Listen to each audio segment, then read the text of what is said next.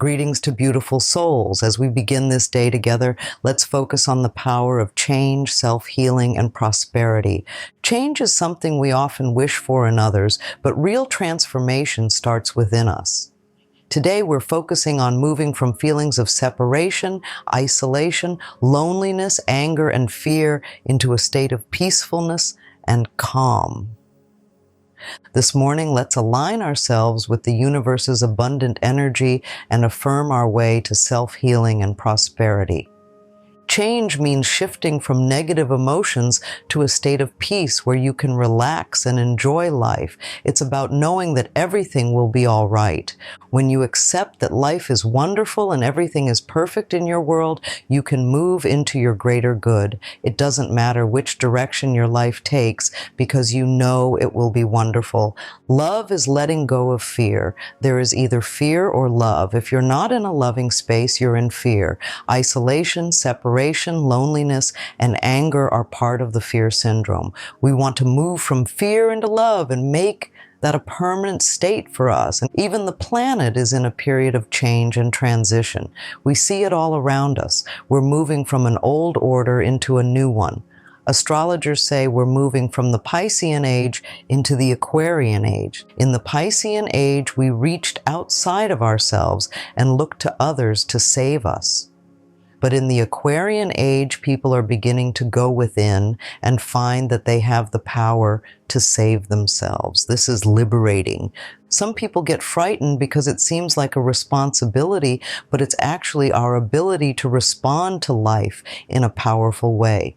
We're finding a connection to our higher self so we can contribute to saving ourselves. It's wonderful to know that you don't have to be dependent on someone else, but have tremendous abilities to make positive changes in your life. Like if we're victims, we feel isolated, in pain, and fearful, always looking for someone else to do it for us. But now we're taking responsibility for our lives and understanding how we can contribute to our experiences and change them if we don't like them. When you decide to make a change, there's a transitional period. It's a time of releasing old beliefs and habits and learning new ones.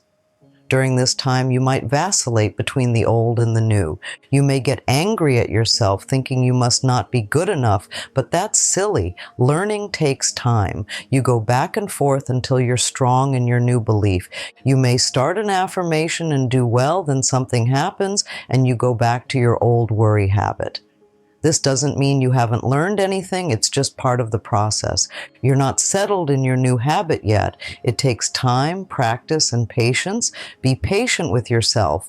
Build yourself up instead of beating yourself up. And ask yourself, do your thoughts build you up or beat you up? Be loving to yourself. Sometimes we don't need to make outward changes, but to go within and alter what we already do. If you're thinking about a new apartment but worrying about money, start affirming that there will be lots of money. It's a small change in how you look at a situation.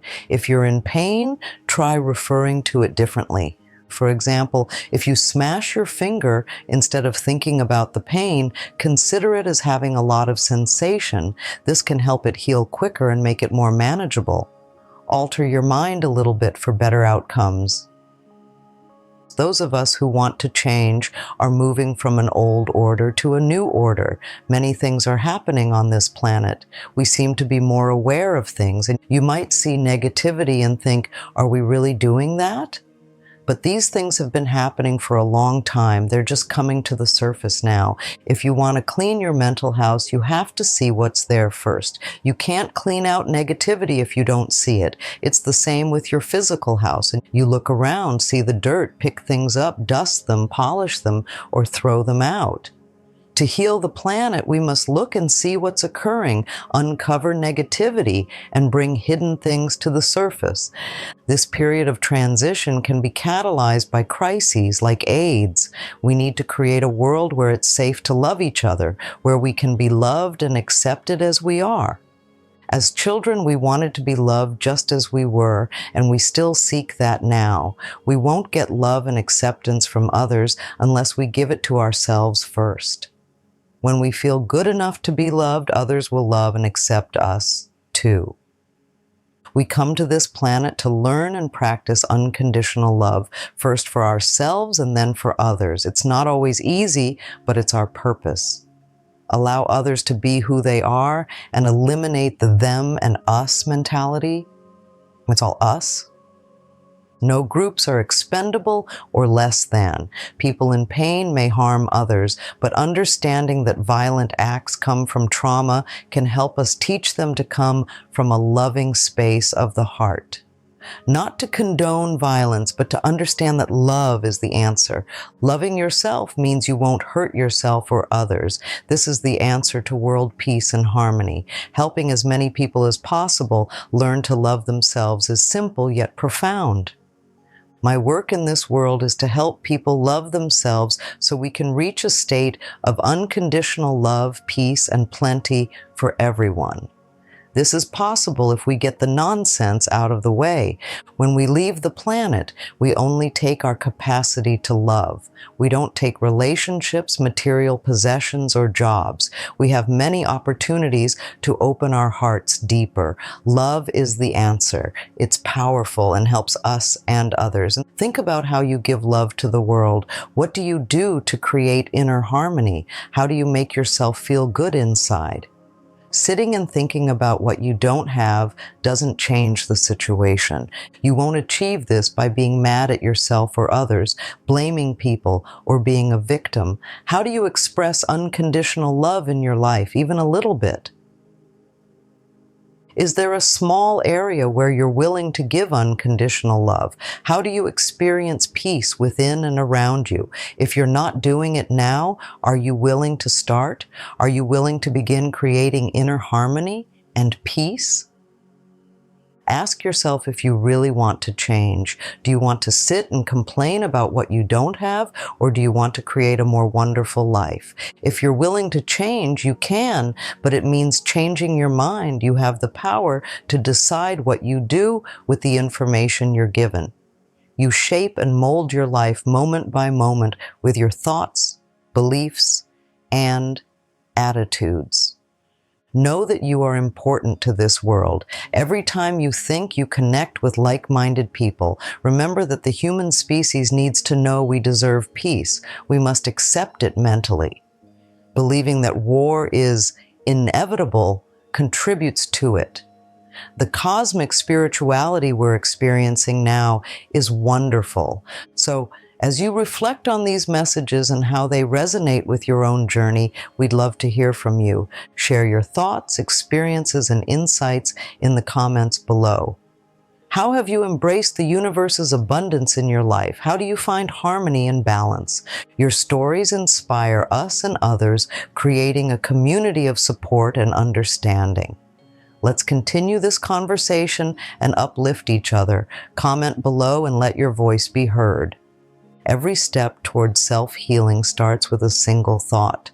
By choosing thoughts that uplift and encourage, we set the stage for positive changes in our lives. It's about making small shifts in our thinking patterns, letting go of old limiting beliefs, and welcoming new empowering ones. This process requires patience and kindness towards ourselves. It's okay to have setbacks. What's important is to gently guide ourselves back to our affirmations and intentions. Consider how you speak to yourself throughout the day. Are your words nurturing and supportive? If not, take a moment to reframe your thoughts. Instead of focusing on what's lacking, acknowledge your progress and strengths. Affirmations like, I am worthy of love and success, I am capable of achieving my goals, and I attract positive energy and abundance can significantly shift your mindset. Repeating these affirmations regularly helps embed them into your subconscious, making them a natural part of your thought process. We've also touched upon the broader perspective of global changes and how individual transformation contributes to collective progress. By cultivating inner peace and harmony, we contribute to a more peaceful and harmonious world. Each positive thought, each act of kindness ripples out and impacts the world around us. This is not a responsibility to be feared, but a powerful opportunity to create a better reality for ourselves and others. The transition from fear to love is ongoing. It's about recognizing when we're in a fearful state and consciously choosing to shift towards love. This might mean forgiving ourselves for past mistakes, letting go of resentment towards others, or simply choosing to see the good in a challenging situation. It's about building a habit of love and compassion, starting with ourselves. Our journey doesn't end here. Every day is a new opportunity to reinforce these positive changes and affirmations. As we move forward, let's carry the knowledge that we are powerful creators of our reality. We have the ability to heal ourselves, attract prosperity, and live in a state of love and peace. In conclusion, self-healing and prosperity are deeply interconnected. By nurturing ourselves with positive affirmations and loving thoughts, we pave the way for a prosperous life. This journey is about ongoing growth and learning, being gentle with ourselves, and consistently choosing thoughts and actions that support our highest good. Thank you for joining me this morning.